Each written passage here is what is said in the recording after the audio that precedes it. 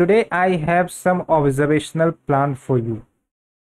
Well, the plan is if you have any children in your house, just observe the children and their activity and note down some pattern, whether the children is more engaged in the mobile phones or the children is more social, they are talking with you or the parents, or they are playing with the physical items, or they are completely integrated with the mobile phone. Why I am asking you this question? It is simply because in this revolution of digital arena, we are seeing that in the 21st century, the biggest revolution we can say that it is internet and the mobile phones. But as you all know that mobile phones or the internet has its own benefit and harm. And when we come to the point of children, then we have to analyze that its harmness becomes bigger if they are integrated with these systems and technology at the earliest age. And in India, we are seeing this integration, and because of that, the socialization of the children is decreasing. And I am not saying this, it is basically a question which has been asked in UPSC mains examination 2023. And you will be surprised that because of the interaction with the digital technology, what is happening that child child cuddling meaning that when the child is very much closer with the parents and the parents treat them closely, physically, emotionally, so this is decreasing, and it has a tremendous effect on the socialization of the children. So that's why UPSC did had asked the question in 2023, and the question is child cuddling is now being replaced by mobile phones. Discuss its impact on the socialization of children. So on the one side, we are virtually integrating, but on the another side, we on the same house are isolating. You can observe that we can talk with our friend circles which is far away from our house, but we are not able to talk with our friends, with our parents, or with our brother or sister which is very much closer in our house. So that is the trend which is increasing, and this trend is not good, and this can impact our overall society, and it is impacting. Okay, so you have to answer this question after observing into your house and find out the solution of this. Okay, and you are welcome to have a comment on this question on our comment channel, on our YouTube channel. Okay, so we will be discussing in detail about such issue in the coming times, but today we have a the Hindu editorial discussion, and as you all know, today is 11th of October, and we will discuss some of the very important articles. Okay, and the article, it is related to evidence based traditional medicine, gender gap, Gaganyaan mission, Telemanas Seva, as well as prelims rapid fire section. Now take some pause and try to observe these topics. And why I am trying to make you just observation, it is because it is very important topic for the mains, and if you are able to observe it, then your recalling power will start increasing. You will more remember the topic, and even in future if you are reading the article, you will be seeing that article in the topic, you can relate its relevancy. So that's why I enable you that please observe the articles of discussion, as this will give you an overall idea and the perspective about the articles which we are going to discuss. Okay, and before starting our discussion, as you all know that we have a participatory and rapid revision series of prelims question as well as mains question. So mains question I had already discussed, but for the prelims, here is the question for you, and I request you to be participative and try to think on this question, because UPSC demands to you to think to answer the question. So you have to be adopted to the pattern of UPSC. No doubt that UPSC will not adopt you if you are just ignoring their topics, their syllabus, their concepts. Okay, so that is the point you should always remember while preparation. This will boost your confidence, this will boost your strength. Okay, so the question related to prelims is, with reference to the Indian economy, consider the following statements. Statement 1, if the inflation is too high, Reserve Bank of India is likely to buy government security. Statement 2, if the rupee is rapidly depreciating, RBI is likely to sell dollars in the market. Statement 3, if the interest rate in the USA or the European Union were going to fall, that is likely to induce RBI to buy dollars. This is a typical conceptual question regarding the money supply and the inflation. I am telling you some of the general formula, like with increase in money supply in the economy, the inflation gets increased.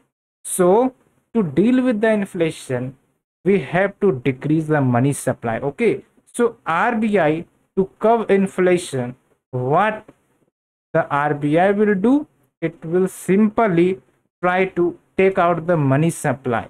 How they can take out the money supply? You have to think and then you have to answer it. I had provided you basic thinking idea, and the detailed solution will be given in the last session of the discussion. Okay, so that you should attempt this question currently, and if you are able to solve it well and good, that's a very good thing that you know. But if you are not, then please don't worry, I will be having and I will be providing you the solution along with discussion. Okay, so be remain with us. Please do like, share, subscribe, so that you can always get the notification of our daily tutorial immediately to your YouTube recommendations. Okay, and also try to share with the friend circle who have not joined it. So now we are shifting to our editorial discussion. I had already discussed the questions regarding the UPSC mains, and you have to answer this question by yourself and try to think, try to take the example of your house, try to take the example of the society, because this is not a thing that is only occurring in a restricted area. This is the evidence all over world. Okay, so the answer can be elaborated, can be expanded. So try to observe the other dimensions, how they are impacting the socialization. Okay, and one question I also try to ask you, whether it is the fault of the parent or the fault of the children. There is a two dimension of this. So try to also observe the dimension of this, that whose fault is this? Parent says the child is naughty, that they are not making the promises, or when we talk about the child, that means the parents are not handling the child properly. So which fault are there? So try to also observe that. So now we are coming to our editorial discussion, and it will be related to GS paper 2, and that is basically about the traditional medicine.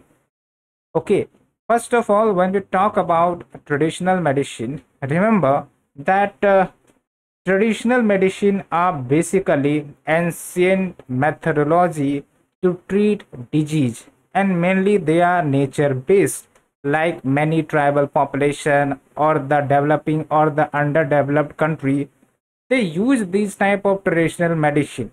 But what is the problem of traditional medicine is that this technology lacks in evidence, meaning when we compare with the traditional medicine along with the modern medicine that is based on allopathy, that is based on chemicals. So in the modern medicine they are scientifically proven, they are scientifically tested, they are basically adopted by various doctors, researchers. But in case of traditional medicine, the evidence is lacking. Okay, so that is one of the point. So when we talk about evidence based medicine, it means the medicine which has been scientifically proven, analyzed, taken proper understanding of the effects, cause. Okay, that is the point. So to improve the scope of traditional medicine like Ayurveda as well as other alternative medicine, what the government should do and how we can improve it. So we will be discussing on all these aspects. So we have defined basics about modern medicine as well as alternative medicine. It simply means that other than the modern medicine we have the traditional medicine, that is called as alternative medicine. And when we talk about the origin of traditional medicine, it is basically ancient, because what our ancient peoples, humans have identified some of the nature based solution for treating the disease. They has been promoted from culture to culture, region to region, to the present times. But when we talk about the modern medicine, basically it is recent evolution, specifically when the technology came, like various analysis technology, when they came, then we are able to proper analyze the data, the facts regarding the efficacy of the modern medicine. So that's why the penetration power of the modern medicine was very much higher. Even in the 200 years they has captured the territory, the area, the population of many countries. Okay, so what is the important thing to note about the modern medicine? Like it is science based, evidence based, and that started when there was advances or the progress in the technology. Like we are seeing that we have a surgery along with the anesthesia, along with we can have a dialysis for the kidney failure, heart lung machine like pacemaker. So what all this suggests that due to the technology and due to the efficacy, we are able to save many of the lives, we are able to transform many of the lives.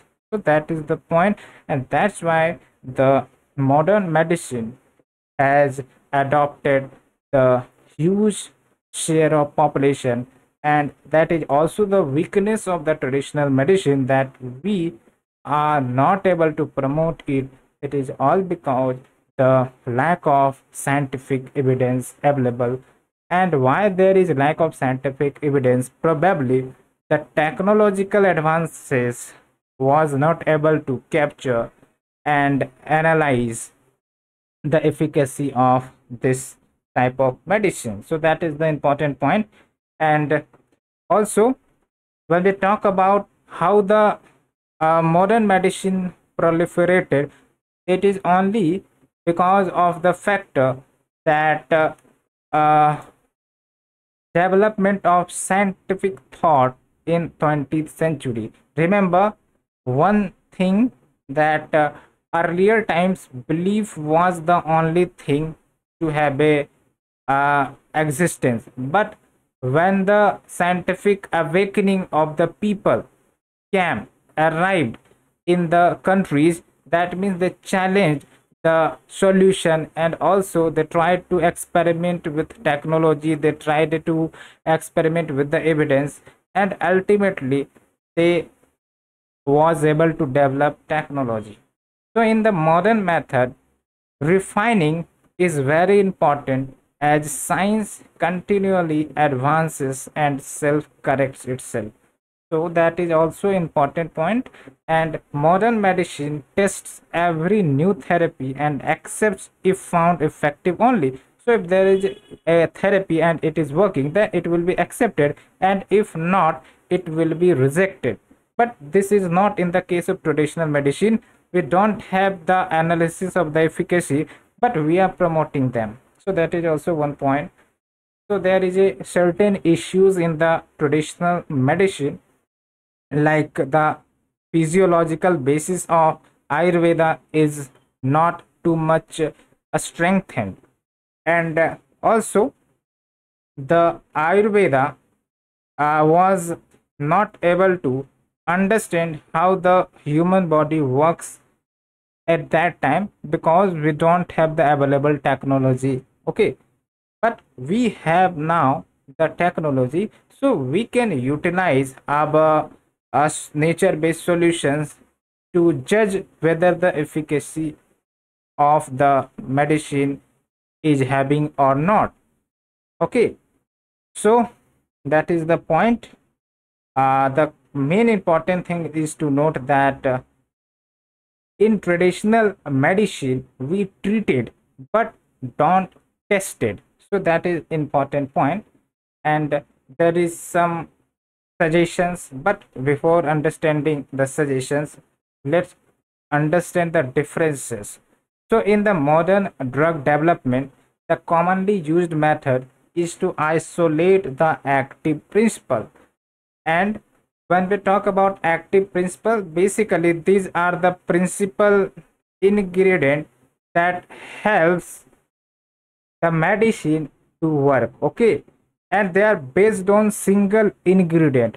But when we talk about Ayurvedic medicines, they are based on combinations. Okay, so if Ayurvedic medicines were evaluated by the methods of modern science, it would increase the acceptability, because the evidence will increase and people will try to adopt this solution more. That's why there is a need to have a proper scientific based evidence of Ayurvedic medicine. Along with, we need to have a new investigational methods and trial designs which can evaluate Ayurvedic therapy. And also there is a need to have a support from the Ministry of Ayush. So that is the point. But there is also a one thing to note, that although we as a traditional medicine lacks the scientific evidence, but remember that our forefathers or the ancient humans tried to use these type of traditional medicine or the nature based solution, and they were able to cure the disease. So if there is lack of technology which are not able to ensure the evidence, but we have the experience from generations to generations. So if you are too much focused that we need scientificity for using this traditional medicine, that means you are ignoring the experience of the generations and the experience of the forefathers in treating the disease. Okay, so that is also a not good idea, because science requires to have an open mindedness. Okay, and we cannot have the hasty dismissal of valuable medicinal experience.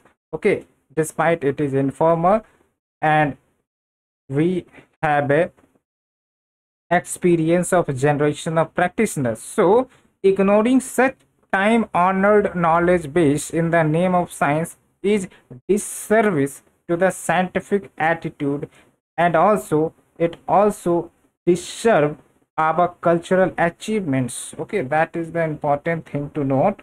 And this is basically end of the article. Hope you understood. The basic conclusion is that to promote the traditional medicine or the alternative medicine, there is a need to promote scientific based evidence, but also there is a need to give some space to the experiences of our generational practitioners who have from generation to generation evolved the technique to treat the population for a disease. Okay, so that is the basic crux of the article. Hope you understood. And I want to ask you some questions again so that whether you have grasped the idea or not. Tell me about further challenges associated with the traditional medicine. Why in India, even that the existence of traditional medicine, we are shifting towards the allopathy or the modern medicine. So some of the factors you can also recommend, and also remember that there is more a spread of modern medicine in the urban areas, and when we talk about rural areas, then you can also understand that here some nature based solution are also provided, like if you have cold, if you are facing infectious, then nature based solution are given in the rural areas, or you can also see this in the tribal area. So that is the point. Okay, now we are shifting to the next article, and it is related to GS paper 2, and this topic, it is related to women's reservation bill, but there are many dimensions covered in this topic, and it will be very beneficial in understanding how the history had discriminated women in giving leadership role. And that's a huge success specifically for India, that this women's reservation bill was passed despite there was many delay in the passage of this bill. But this again a great milestone in the women empowerment. So that article talks about it and also looks some of the historical perspective, that in history the women's participation in the political leadership was weak, and there are some of the solutions we can suggest for what to deal with this. Okay, and you should know that recently global gender gap report was released, and who releases it? World Economic Forum. Kindly remember it, it is also important for the prelims. Okay, so you remember that women in various dimensions faces discrimination, whether it is the workplace, whether it is in the society, whether it is in the political leadership. That's why in the political leadership we have vague representation of women, we have a skewed representation. Okay, specifically when we are talking about India. Okay, so as per the report, it will take 131 years to close the global gender gap. So gender gap is what? Gender gap is basically the gap between the male and female. In the equitable society, the gap should be zero. Whether there is man or the woman, they should be treated equally in every sphere. But when we talk about gender gap, it means there is a distinction. There is a proposed distinction between men and women in terms of various dimension, and this leads to inequality, this leads to discrimination, this leads to the disempowerment of women, this leads to less participation of women in various fields. So that is the important point. So specifically in the South Asian nation, this gender gap, to overcome it, will also require about 150 years. That means in the South Asian country like India, Pakistan or Sri Lanka, we need to work more to eliminate the gender gap. Okay, but how to close the gap? So there is a like concept of affirmative action. Affirmative action, like we are positively doing some actions like providing reservation. Okay, this is also called positive discrimination. Why we are doing positive discrimination? So that we should make women to come to the equitable playing field. Okay. However, the critics argue that if you are promoting reservation, that means it will lead to the inefficiency or incompetency. But this is not true. Why? Because this can be dealt with providing enhanced skill opportunity that will able to cover up the inefficiency, because inefficiency comes from the lack of a skill. If we are able to provide the skill to the woman, that means that inefficiency may be overcome. Okay. And when we talk about women in leadership, so at the global level, the number of women sharply going downwards in leadership position. It is not because that they are incompetent, it is all because the hegemony of men.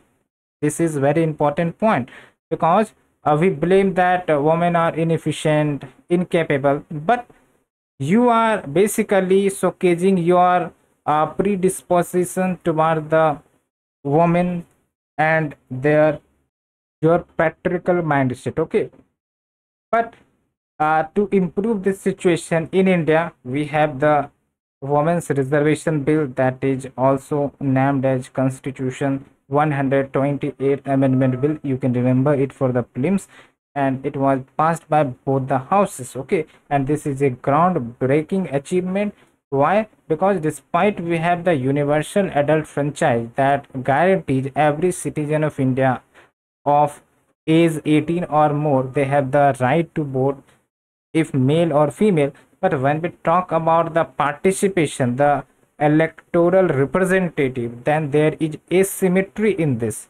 And that's why this reservation bill will eliminate the asymmetry in the leadership, in the political leadership, and we will in the coming time may be able to achieve universal female representative. Okay.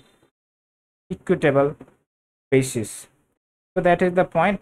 And when we talk about the global trend versus Indian trends, then at the global level, we are seeing the sharp reduction in the age of political leaders, like the Prime Minister of New Zealand. Basically, she is only 37 years old, but they are representing their nation. But when we talk about India, the women in this age group, basically they get married and ultimately they care for the child and the husband. So there is a sharp distinction. So that distinction needs to be eliminated, and for that we need to have a proper empowerment of the woman. Okay. So in Indian context it is complex, and also you know and you may observe in the Indian society as well that the world hates and denigrates ambitious women that wants to achieve higher excellence in the world, as well as they want to have innovative, so they are discriminated. But the male only promotes their supportive and emotional roles like taking care of the child and all of that. Okay. So that is the point, and that is also one of the biggest concern that also represent the patriarchal mindset. Okay. So that is the point. And when we talk about in the leadership role, then there is a historical evidence that also shows that most women who make it to the leadership position, they did had a mix of privileges. They were having the privileges, that's why they were represented as a leader. Okay. Like higher education, like support of influential mentors or the families, or belonging to the upper classes or the caste. And despite these privileges, the women took longer to assume leadership position. Why? Because discrimination. Okay. For example, we can compare the former Prime Minister Indira Gandhi versus the Rajiv Gandhi. When the Prime Minister Jawaharlal Nehru died in 1964, so Indira Gandhi may had represented as the Prime Minister, but Indira Gandhi was not represented. The Lal Bahadur Shastri as Prime Minister was represented, and after the Lal Bahadur Shastri, Indira Gandhi was represented as the Prime Minister. But when we talk about the Rajiv Gandhi. So they were chosen with the support from all the leaders to become as the Prime Minister of India. Okay, so that is the point. And also, the handful of privileged women who assume leadership, they even are not supportive or empathetic to the aspirations of the marginalized women, meaning that even women comes into the leadership, but when it comes to taking care of the marginalized section of the women, like removing the nutritional deficit or the poverty or the other challenges, they are not able to perform well. And there is evidence from the archives, like when there was a round table conference which was going on 1930s in London, and you will be well aware of the round table conference, and it is a very important topic in the history section. Okay, so during this round table conference, a letter was written on November 16, 1931 by Sarojini Naidu and Begum Jahanara Shahanabad, and they presented a joint manifesto by the All India Women's Committee and others committee, and they demanded that there should be neither discrimination nor favorable treatment based on gender in the legislative representation. That means they were ignoring the scope of reservation for the women. Instead, they were basically promoting that there should be equality only. But only providing equality will not help the empowerment of the woman. There is a need to have the positive discrimination or the affirmative action from the state. So that also highlights some of the point. Okay, and also, if there is a regressive views about this bill, it will also be a hurdle. And like some political leaders earlier talked about, that this bill will only champion the cause of educated urban and elite women. It will not address the concerns of the marginalized or the poor or the rural women. That is the point. And so that type of things should not be the views. Okay, and why do women have to wait so long to close the gender gap? There is a suggestion, like the women reservation bill is basically now getting passed, but the implementation will be happening from 2029 onwards. But there is a suggestion here, why you are delaying the implementation in the name of the census. Okay, in the name of the delimitation commission not established, whether rather you should have the reservation to the women based on the 1991 census, that will empower the women in the present time. Okay, so the important conclusion is that it is the time to quickly set right historical wrongs, and women wants change. The society needs change to have a equitable representation of men and women in the various dimensions. Okay, so that is the point, and that is the end of the article. Now we are shifting to the short article, and the first article, it is related to the flight test of Gaganyaan mission scheduled on October 21. It is basically the demonstration, and it will ensure that the crew module should be tested properly, and along with the crew module, the crew escape module will also be tested, and this will be unmanned test. And after that, the progress toward the manned mission of the Gaganyaan will be ensured. Okay, so when we talk about the Gaganyaan mission, it is basically the first India's first manned mission to the space, and it will have a huge achievement for the ISRO. And we know the ISRO is creating a milestone in the present by launching various successful mission, like we have talked about Chandrayaan mission, okay, Mangalyaan mission, and now we will be having Gaganyaan mission.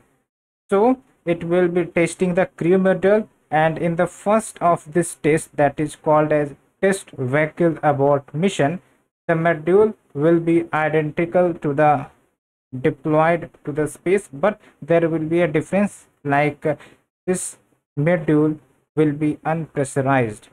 And along with that, when we talk about the crew escape system TBD-1 test module. It is a single stage liquid fueled rocket developed for this abort mission. And if this test becomes successful, that means India is ready for the launch of manned mission to the outer space in the low Earth orbit. And also, when we talk about this test module, what will happen? Like the crew module along with the crew escape module will be launching, and it will be going to the space, and it will come again to the ground in the Bay of Bengal region, and after that they will be taken care by the ISRO. Okay, so you can see that, and along with the crew module there will be crew escape module. So that is the end of the article. Now we have the another article that is called Telemanas Seva. So basically it is mental counseling service provided by the government of India, and there is a record success. Like it was launched in 2022, and within 1 year the Telemanas Seva has counseled about 3.5 lakh people. Okay, so remember the mental stress the population faces, and if there is some people and some authority to provide solution, that is it is a better thing to get rid of the mental stress or the mental problems. Okay, and you can see that more than 1000 calls are being received on this helpline every day. And also, to improve the coverage and access to the mental health care, what the government is going to do, like they are promoting district level activities under the national mental health program in the 743 districts across all the 37 states and UTs. Okay, so now we are shifting to the last article. It is about petroleum coke or the pet coke, and UPSC asks this type of question. Basically, when we talk about pet coke, they are carbon rich solid material derived from the refining of the oil. Okay, and refining of the oil meaning the crude oil. Okay, and it is used by aluminum and iron and steel industry. But what is the concern here? That it is a pollutant. Okay, so tell me about the other application of the pet coke, because UPSC asks this type of question in the prelims based on the application. Okay, so you should also understand the application of this. So we have the end of the article. Now coming to the solution of the prelims question. So the solution is basically 2 and 3. And why 2 and 3? Because if you observe the statement 1, it is talking about if the inflation is too high, Reserve Bank of India is likely to buy the government security. So here you have to understand important note that to curb the inflation, we have to extract out the money from the economy, and to extract out, the RBI tries to sell the government security, and the excess money gets absorbed by the RBI. Okay, and if the excess money gets absorbed, that means the money supply got decreased, and in that way the RBI may be able to control the inflation. So that's why you should remember the important concept. And here it is only the wrong statement, statement 1. It is all because it is likely to sell, because if RBI sell the government security, then the excess money will be absorbed from the economy to the RBI. So that will help in controlling the inflation. So statement 1 becomes wrong, and it will eliminate all other 3 options. We are remaining with only B option, 2 and 3. So this is basically end of the article. Hope you understood, and if you are liking our initiative, please do like, share, subscribe. Thank you friends, thank you very much for the discussion. We will meet again with the next short of articles. Thank you.